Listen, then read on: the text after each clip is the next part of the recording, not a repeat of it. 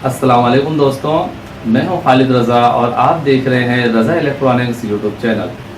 दोस्तों, दरअसल काफ़ी दिनों के बाद मैं वीडियो बना रहा हूं और वजह ये थी कि गर्मी का सीज़न स्टार्ट होते ही एकदम से काम का प्रेशर आ गया, जिसकी वजह से मैं इतना ज़्यादा मसरूफ़ हो गया था कि आप लोगों के ना ही मैं व्हाट्सएप के मैसेजेस देखता था, ना ही मैं कमेंट्स देख पाता था, क्योंकि एकदम से बहुत ज़्यादा मसरूफियत हो गई थी। लॉकडाउन की वजह से भी मेरे जो हैं वो काम डबल हो चुके थे, क्योंकि मेरा दुकान और मेरा घर एक साथ है। इस वजह से बहुत ज़्यादा काम का प्रेशर आ गया था।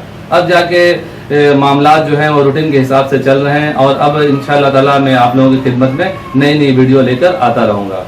दोस्तों, आज की इस वीडियो में व्हाट्सएप में किए जाने वाले आप लोगों के चंद सवालों के मैं जवाब देने जा रहा हूँ। लेकिन उससे पहले मैंने आने वाले तमाम दोस्तों से गुजारिश करूंगा कि अगर अभी तक आपने हमारे इस YouTube चैनल रज़ा इलेक्ट्रॉनिक्स को सब्सक्राइब नहीं किया है तो इसे सब्सक्राइब कर लें और साथ में बेल आइकन भी लाजमी प्रेस कर दें कि मेरी नई वीडियो का नोटिफिकेशन आपको मिलता रहे। तो चलिए दोस्तों, शुरू करते हैं। पहला सवाल ये है कि पुराने मॉडल के जो पेडिस्टल फैन होते हैं उसमें रेगुलेटर की वायर नहीं निकली हुई होती है। पीछे जो सिलेक्टर स्विच है वहाँ पे एक छोटा सा ट्रांसफार्मर लगा हुआ होता है और अक्सर वो जल जाता है। तो ट्रांसफार्मर जल जाने की सूरत में हम उसे आसानी के साथ किस तरह से रिपेयर कर सकते हैं। पहली बात ये है दोस्तों कि उस ट्रांसफार्मर के जो आपने टर्न है उसी हिसाब से उतने टर्न आप दे देंगे तो वो दोबारा से वो ट्रांसफार्मर काम करने लगेगा। दूसरा शॉर्टकट तरीक़ाकार ये है कि जो सीलिंग फैन का डीमर है उस डीमर को आप पीछे जो उसका कवर है पेडिस्टल फैन का वहाँ पे उस छोटे वाले डीमर को आप लगा के, यानी सीलिंग फैन का डीमर को लगा के उसके स्पीड को कम तेज कर सकते हैं। दूसरा सवाल ये है कि बिजली के छत वाले पंखे स्पीड कम करने से आवाज़ करते हैं, तो उनकी आवाज़ करने की क्या वजह है और कैसे दुरुस्त की जा सकती है। तो इसका जवाब ये है दोस्तों कि अक्सर पंखों में देखा जाता है, सारे पंखे में ऐसा नहीं होता है, किसी किसी पंखे में इस तरह होता है कि अगर उसकी स्पीड को कम किया जाए, डीमर के जरिए स्पीड कम की जाए, तो उस सूरत में जो है उसमें एक तरह की आवाज़ गूं गूं इस तरह की आवाज़ होने लगती है। तो इस आवाज़ को सही नहीं किया जा सकता है, क्योंकि ये अंदर की मैग्नेट की आवाज़ होती है।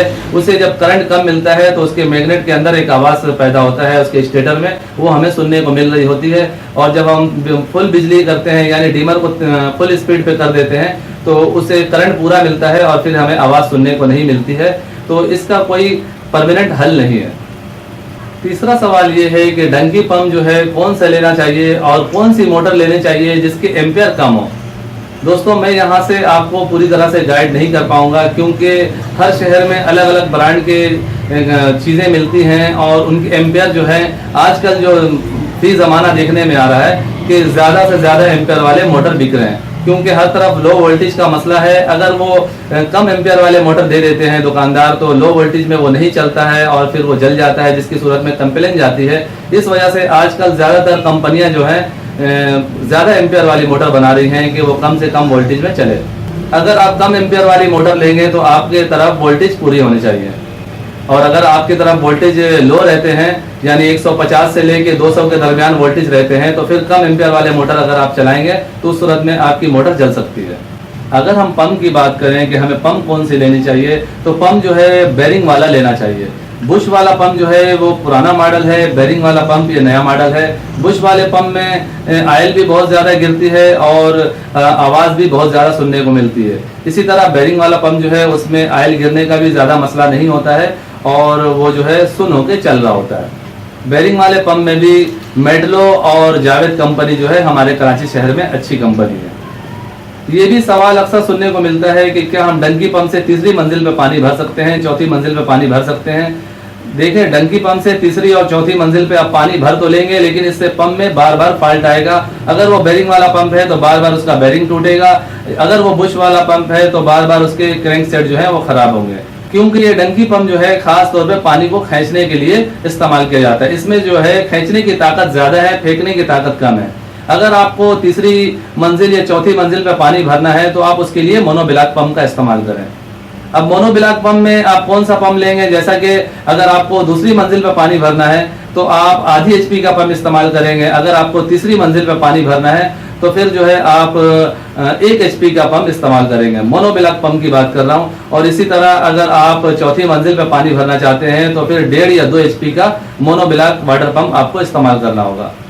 मोनोब्लॉक और डीप वेल की मोटर में अक्सर जब नई वाइंडिंग की जाती है उसके बाद ये शिकायत सुनने को मिलती है कि वो मोटर जो है स्टार्ट सही नहीं लेती है। इसमें ये वजह होती है दोस्तों कि इसमें जो वाइंडर हजरात हैं वो जो मोटर का जो साइज़ है वो साइज़ बड़ा कर देते हैं। अक्सर देखा गया है कि वाइंडर हजरात जो कि नए नए वाइंडिंग का काम कर रहे हैं वो मोनोब्लॉक और डीप वेल की मोटर के कॉइलों का साइज़ को बड़ा कर देते हैं, जिसकी वजह से मोटर को स्टार्ट होने में काफ़ी टाइम लगता है। उसे पूरी बिजली चाहिए होती है, थोड़ा सा भी बिजली लो रहे उस सूरत में वो मोटर स्टार्ट नहीं लेती है।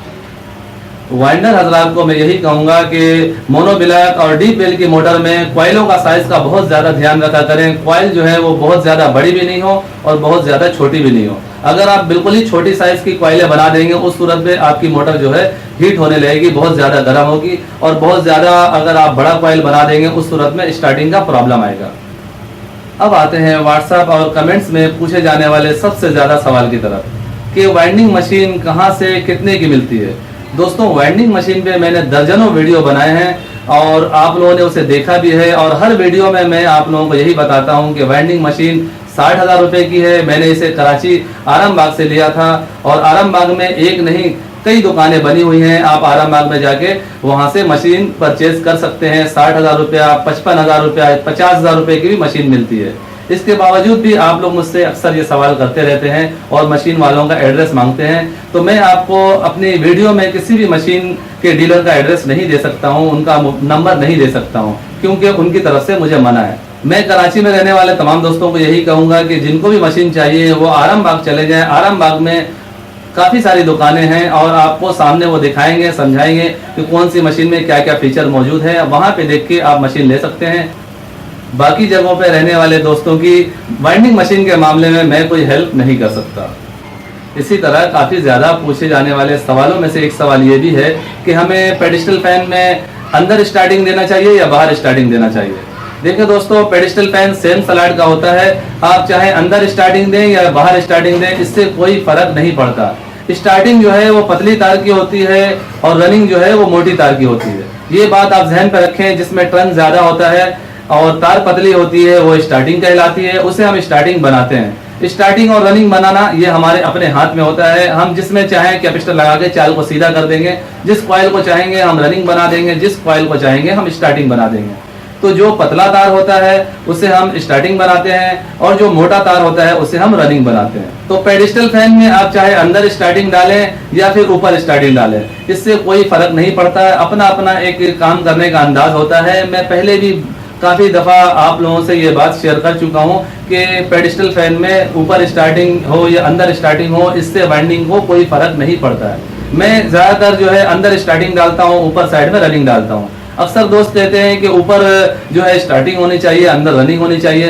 तो भले आप ऐसे ही कर लें, आप अंदर रनिंग डालें, ऊपर स्टार्टिंग डालें, इससे कोई फ़र्क नहीं पड़ेगा। आप सीलिंग फैन को देख लें। सीलिंग फैन जो है अभी जो नए मॉडल के सीलिंग फैन हैं, चाहे वो 32 स्लॉट हो या 36 स्लॉट हो, उनमें जो है आप अंदर स्टार्टिंग डालते हैं, ऊपर रनिंग डालते हैं।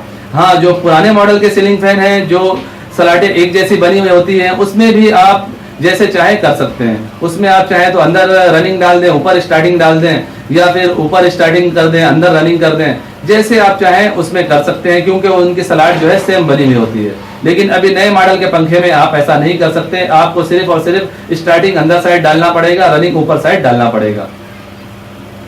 इसी तरह एक सवाल बहुत ज़्यादा पूछा जाता है कि हम बिजली वाले पंखे को वाइंडिंग करके डीसी फैन बना सकते हैं। तो दोस्तों, आप किसी भी तरह से बिजली वाले पंखे को डीसी फैन नहीं बना सकते, क्योंकि ये एक अलग मेथड है। बिजली वाले पंखे जो हैं वो बिजली के हिसाब से डिज़ाइन किए गए हैं। उनका बॉडी, उनका कवर, उनका सारा कुछ बिजली के हिसाब से बना हुआ है। उससे आप डीसी फैन नहीं बना सकते हैं। बैटरी वाले पंखे को बिजली से चलाया जाता है। उसकी वजह यह है कि उसे 12 वोल्ट की ज़रूरत होती है। हम बिजली को 220 को 12 वोल्ट में कन्वर्ट करके जब उसे 12 वोल्ट सप्लाई कर देते हैं तो वो चलने लगता है। तो डीसी फैन जो है वो 12 वोल्ट के होते हैं, इस वजह से वो बिजली पे आसानी से चल जाते हैं। बिजली वाले पंखे को आप छोटे मोटे किट के जरिए आप बैटरी पे नहीं चला सकते। उसके लिए बजाते आपको इन्वर्टर की ज़रूरत पड़ेगी। सो दोस्तों, मेरी आज की ये वीडियो यहीं तक थी। वीडियो अच्छी लगी हो तो इसे लाइक ज़रूर कीजिए और अपने दोस्तों को भी शेयर करें कि उनके भी नॉलेज में इजाफा हो। और अगर आप हमारे चैनल में नए हैं और अगर अभी तक आपने हमारे चैनल रज़ा इलेक्ट्रॉनिक्स को सब्सक्राइब नहीं किया है तो इसे सब्सक्राइब कर लें और साथ में बेल आइकन भी लाजमी प्रेस कर दें कि मेरी नई वीडियो का नोटिफिकेशन आपको मिलता रहे। और अगर आप भी कोई सवाल मुझसे पूछना चाहते हैं तो स्क्रीन पर आपको मेरा व्हाट्सअप नंबर नज़र आ रहा है।